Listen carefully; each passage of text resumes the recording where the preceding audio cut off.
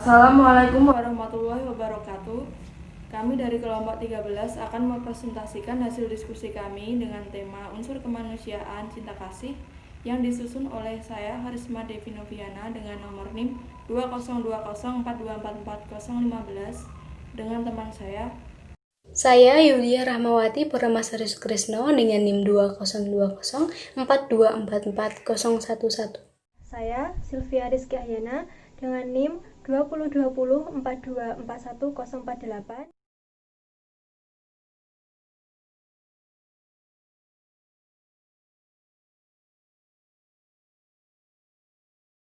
Yang pertama, ada pengertian dari cinta kasih. Menurut Kamus Umum Bahasa Indonesia, karya W.J.S. Purwodadminta, cinta adalah rasa sangat suka, atau rasa sayang, ataupun rasa sangat kasih, atau sangat tertarik ke hatinya. Sedangkan kata kasih sendiri memiliki arti perasaan sayang, atau cinta, atau menaruh belas kasihan. Dengan demikian, arti cinta dan kasih hampir bersamaan, sehingga kata kasih dapat memperkuat rasa cinta. Kemudian ada juga pengertian cinta kasih menurut Erich Fromm. Cinta adalah sikap suatu orientasi karakter yang menentukan jalinan seorang pribadi dengan dunia secara keseluruhan. Suatu tindakan dan perhatian aktif pada kehidupan dan pertumbuhan dari apa yang kita cintai.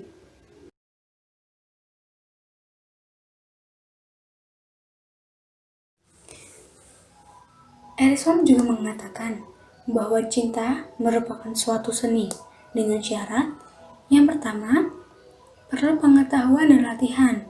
Yang kedua, sebagai suatu kegiatan, bukan pengaruh yang pasif atau diam.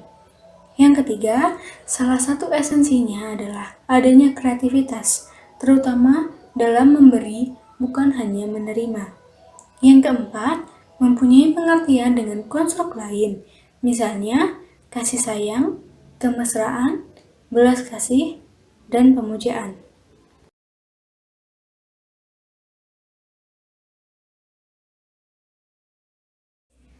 Unsur dasar cinta. Yang pertama ada pengasuhan. Sebagai contoh, seorang ibu yang mengasuh anaknya dengan rasa cinta kasih, dengan sepenuh hati dan tanpa rasa pamrih. Yang kedua ada tanggung jawab. Tanggung jawab merupakan suatu tindakan secara sukarela yang dilakukan oleh seseorang. Yang ketiga ada perhatian.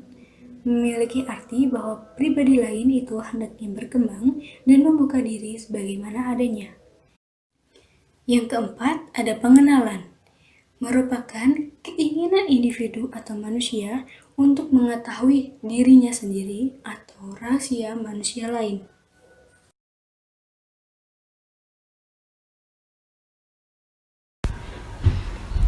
Berikutnya adalah tingkatan cinta.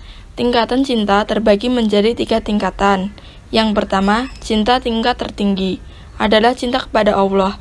Tidak diragukan lagi bahwa seseorang yang telah merasakan kelezatan iman di dalam hatinya, ia akan mencurahkan segala cintanya hanya kepada Tuhan. Dengan ketulusan iman yang sejati itulah yang harus diikuti, karena dialah yang maha tinggi, maha sempurna, dan maha agung. Yang kedua ada cinta tingkat menengah, adalah cinta kepada orang tua, anak, saudara, istri atau suami, dan kerabat.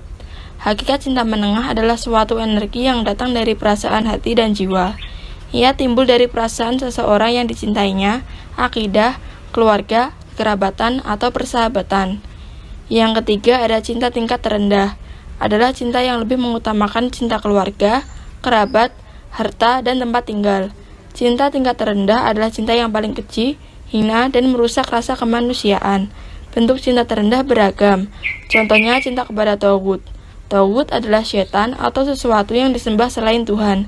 Cinta berdasarkan hawa nafsu, cinta yang lebih mengutamakan kecintaan pada orang tua, anak, istri, perniagaan, dan tempat tinggal yang bersifat duniawi.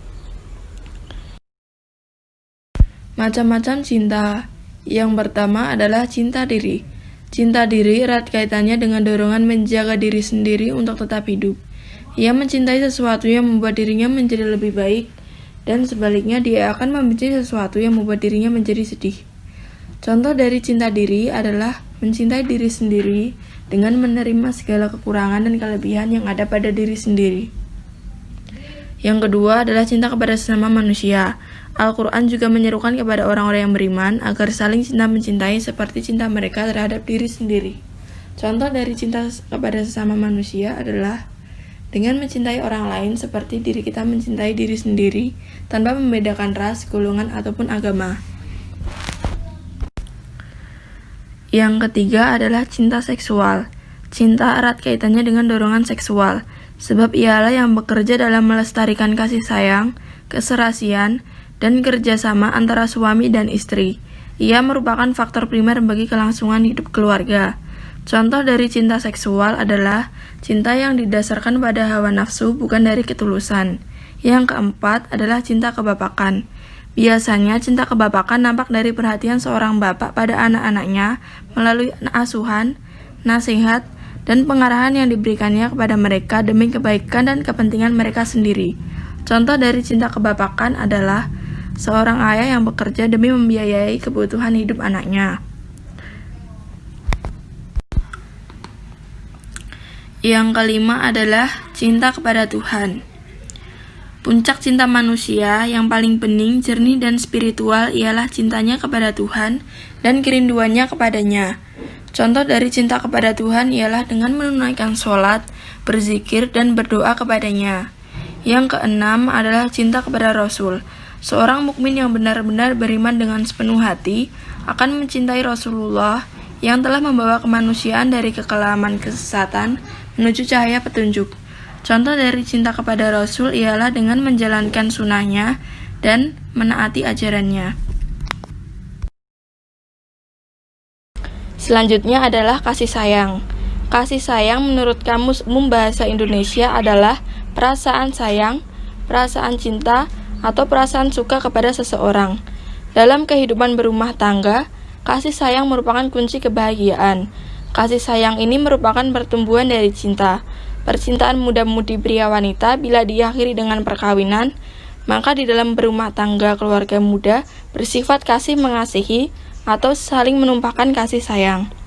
Dalam kasih sayang, masing-masing pihak dituntut bertanggung jawab, pengorbanan, kejujuran, saling percaya, saling pengertian, saling terbuka, sehingga keduanya merupakan kesatuan yang bulat dan utuh. Bila salah satu unsur kasih sayang hilang, misalnya unsur tanggung jawab, maka retaklah keutuhan rumah tangga itu. Kasih sayang yang tidak disertai kejujuran, terancamlah kebahagiaan ke rumah tangga tersebut. Komunikasi antara anak dan orang tua, pada prinsipnya anak terlahir dari bentuk sebagai hasil curahan kasih sayang orang tuanya.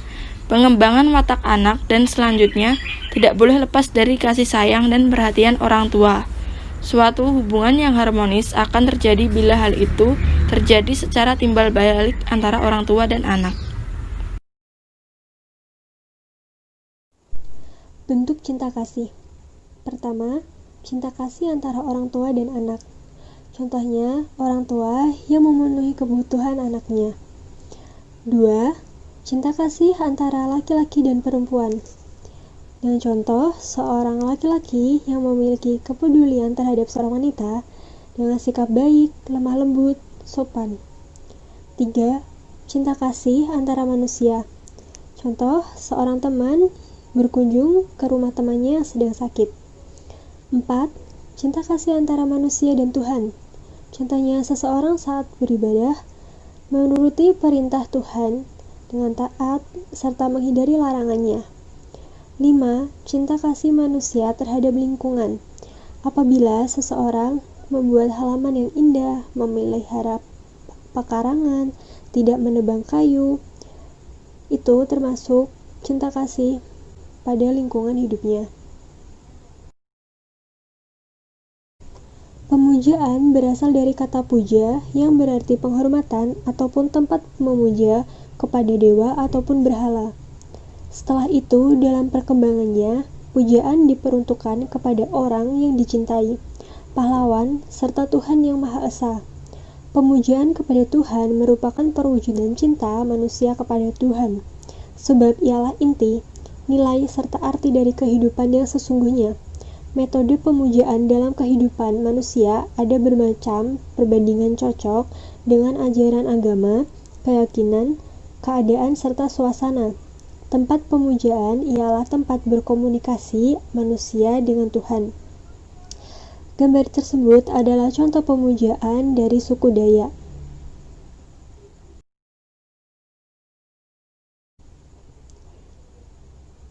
Kemesraan. Kemesraan berasal dari kata mesra yang berarti sangat erat.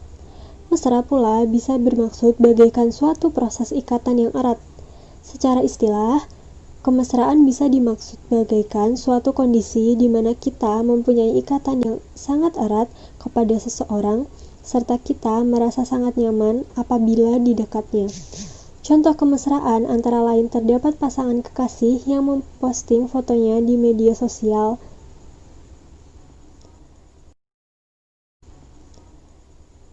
Cara agar cinta kasih tetap terjaga. Pertama, meluangkan waktu kepada keluarga. Kedua, menjalin komunikasi yang baik, mengenali sikap dan perilaku anggota keluarga. Ketiga, tidak bersikap egois. Keempat, jika terdapat masalah, usahakan segera diselesaikan dengan baik. Kelima, selalu menghormati privasi anggota keluarga. Keenam, tidak membuang sampah sembarangan. Ketujuh, mengurangi penggunaan plastik. Kedelapan, menggunakan sepeda atau angkutan umum. Demikian presentasi dari kelompok kami. Kurang lebihnya kami mohon maaf. Wassalamualaikum warahmatullahi wabarakatuh.